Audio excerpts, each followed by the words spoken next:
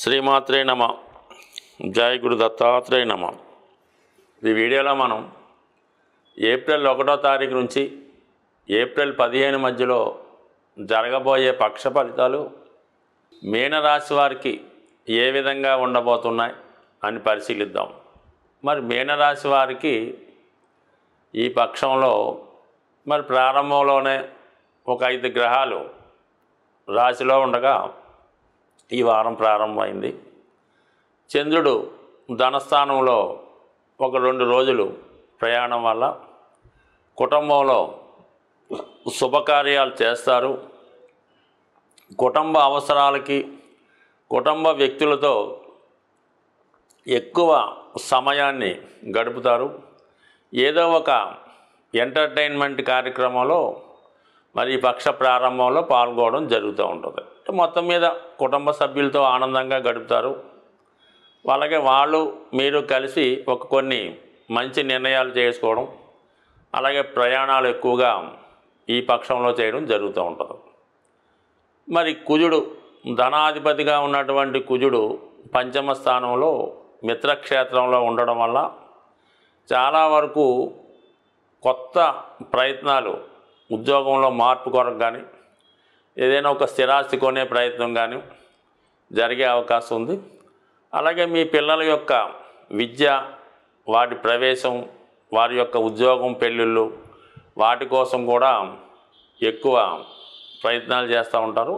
ఏదో ఒకటి మీరు పిల్లల విషయంలో ఒక మంచి గుడ్ న్యూస్ కూడా ఈ సమయంలో వినడం జరుగుతూ ఉంటుంది. అలాగే ఎక్కువ రుణాలు తీర్చే ప్రయత్నం కానీ, ఎవరికైనా ఇవ్వాల్సినటువంటి ధనం కానీ, చిల్లర బాకీలు కానీ చాలా వరకు సెటిల్ చేయడం జరుగుతుంది.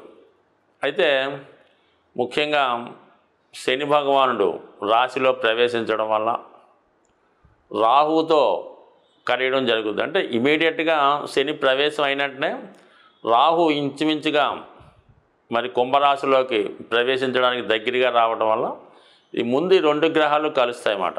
శని రాహువుల కలయిక వల్ల కంపల్సరీగా మీరు ఏదైనా కొత్త ఉద్యోగ ప్రయత్నాలు కానీ ఏదైనా కొత్తగా లాభాన్ని ఆశించి కొంత ప్రయత్నాలు చేస్తుంటారు కదా, ఆ విధంగా ఏదైనా ఒక సాఫ్ట్వేర్ కోర్స్ నేర్చుకోవడానికి కానీ, లేదంటే ఒక సినిమా లాంటి ప్రయత్నాలు, యూట్యూబు, టీవీ సీరియల్స్, మీడియా వాటిలో ప్రవేశించడం కానీ, ఏదైనా ఒక ఇండస్ట్రీ కానీ, ఏదైనా ఒక సంస్థ కొద్ది పెద్ద మొత్తంలో ప్రారంభించడానికి కొన్ని ప్రయత్నాలు జరుగుతూ ఉంటాయి.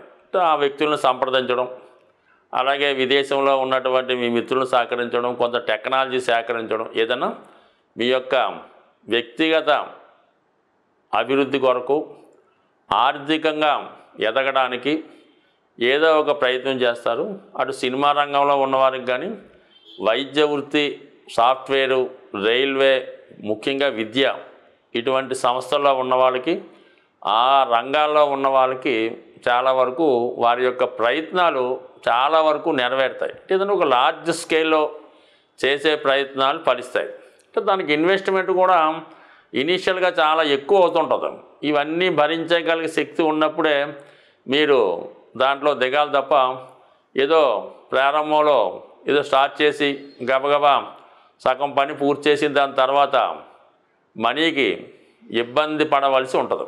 ఈ కారణం వల్ల ఏంటంటే మీరు ఏదైనా ఒక ప్రాజెక్టు, ఒక సినిమా తీద్దాం అనుకున్నారు, ఒక షార్ట్ ఫిలిం తీద్దాం అనుకున్నారు, లేదంటే ఒక స్కూల్ పెడదాం అనుకున్నారు, దానికి పూర్తి ధనం అంతా పూర్తిగా చివరి గుమ్మడికాయ కొట్టేదాకా మీ దగ్గర డబ్బులు ఉంటేనే అది దిగాలి తప్ప మనం ఏదో స్టార్ట్ చేసేసి తర్వాత చూసుకోవచ్చులంటే మాత్రం 35% పని పూర్తవగానే ఆగిపోతాయి. అక్కడి నుంచి ఆ ప్రాజెక్ట్ క్లోజ్. ఇంకా అప్పటిదాకా పెట్టింది మొత్తం వేస్ట్ అవుతుంది. కాబట్టి పూర్తి వనరులు సమకూర్చుకుంటేనే మీరు రంగంలో దిగాలి తప్ప కొద్దిపాటి పెట్టుబడితో మీరు ఏ ప్రయత్నం చేసినా అది పూర్తయ్యే అవకాశం లేదు. ఈ విషయాన్ని గమనించవలసి ఉంటుంది. ఎందుకంటే మీకు ముందు అందరూ సహకరిస్తాం, ఏదైనా అవసరం అయితే మమ్మల్ని అడగండి, మీకు హెల్ప్ చేస్తాం అని చెప్తారు. తీరా మీరు పని ప్రారంభించిన తర్వాత ఎవడు కూడా కనబడ్డు, పైపెచ్చు పాత బాకీ వాళ్ళు మీద పడే అవకాశం ఉంది. కాబట్టి ఈ క్షణంలో మీరు ఏ ప్రయత్నం చేసినా జాగ్రత్తగా ఆలోచించండి. అయితే విద్యార్థులకి మాత్రం ఇది కొంతవరకు అనుకూలంగా ఉంది. అంటే ఈ వారంలో ఈ పక్షంలో ఏర్పడినటువంటి శుక్ర బుధ రవి గ్రహాల కలయిక ఒక అదృష్టలక్ష్మి యోగాన్ని, ఒక విద్యాలక్ష్మి యోగాన్ని, అలాగే ఒక విజయ యోగాన్ని ఏర్పడడం జరిగింది. కాబట్టి అటు మీరు ఏదైనా ప్రభుత్వ ఉద్యోగానికి పరీక్షలు రాస్తున్నా, ఏదైనా మెడికల్ ఐఐటి లాంటి ఎంట్రన్స్లు రాస్తున్నా ఖచ్చితంగా చాలా వరకు మీరు సక్సెస్ సాధిస్తారు. అయితే ఎవరి మాటలు మీరు వినకుండా ఖచ్చితంగా మిమ్మల్ని మీరు నమ్ముకొని చాలా వరకు గట్టి ప్రయత్నం చేస్తే కంపల్సరీగా మీరు అనుకున్న డెస్టినేషన్ చేరుకోవడం జరుగుతుంది. ఇతరుల మాటలు నమ్మినా సరే మన వల్ల కాదని మిమ్మల్ని మీరు తక్కువ అంచనా వేసుకున్నా ఇది సాధ్యపడదు. ఎందుకంటే మీకు ఉత్సాహపరిచే వాళ్ళకన్నా నిరుత్సాహపరిచే వాళ్ళు చాలా ఎక్కువ మంది ఉంటారు. కాబట్టి మీరు సెల్ఫ్ కాన్ఫిడెన్స్తో ముందుకు వెళ్తేనే ఈ పరుగులో మీరు విజయం సాధిస్తారు. ఏదైనా మనకి అటు జన్మజాతకంలో కానీ గోచార రీత్యా కానీ గ్రహాలు ప్రతికూల స్థితిలోకి వచ్చి ఇబ్బంది పెడుతున్నప్పుడు సులభమైనటువంటి పరిష్కారాల ద్వారా మనం ఆ సమస్యల నుంచి బయటపడవచ్చు. అయితే ఆ సులభమైన పరిష్కారం తెలుసుకోవడంలోనే అసలు టెక్నిక్ అంతా ఆధారపడి ఉంటుంది. మరి ఇప్పుడు ఏర్పడినటువంటి 5 గ్రహాలు మీనరాశిలో ఉంటే,